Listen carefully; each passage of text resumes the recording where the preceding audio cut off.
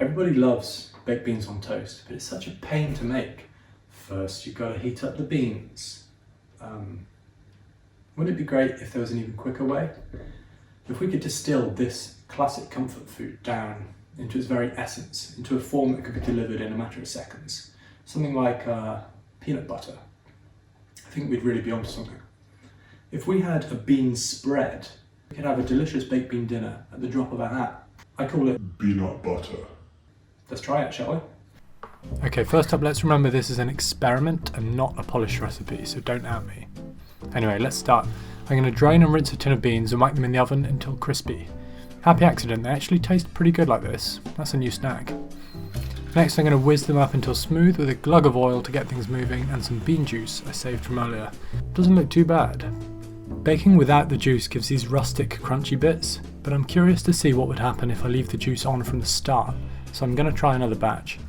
Now these ones stick a bit in the oven, but hopefully that's just going to provide a bit more of an authentic baked bean energy. Another round of slow-mo in oil, no extra juice this time, and I have my second jar of forbidden spread. Much more smooth and vibrant this time. Pretty happy with that.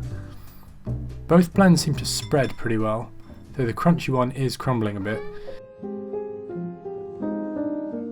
Doesn't exactly look like beans on toast, but that's kind of the point. I'm pushing the culinary boundaries here. Move over, Heston.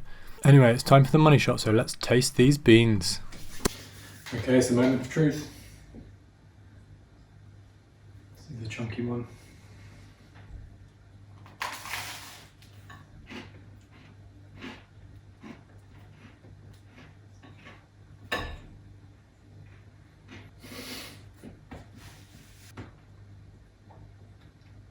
Not pleasant.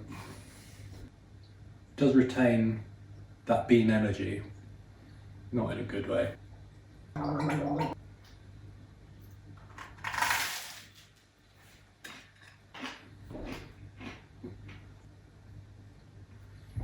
That's passable. I feel like somebody would like this. Didn't make me want to reg, which is a good thing.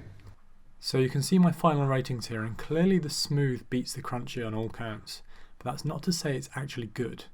Peanut butter, I've found, is irredeemably unappealing, and I am truly sorry for bringing it into this world. Would not recommend.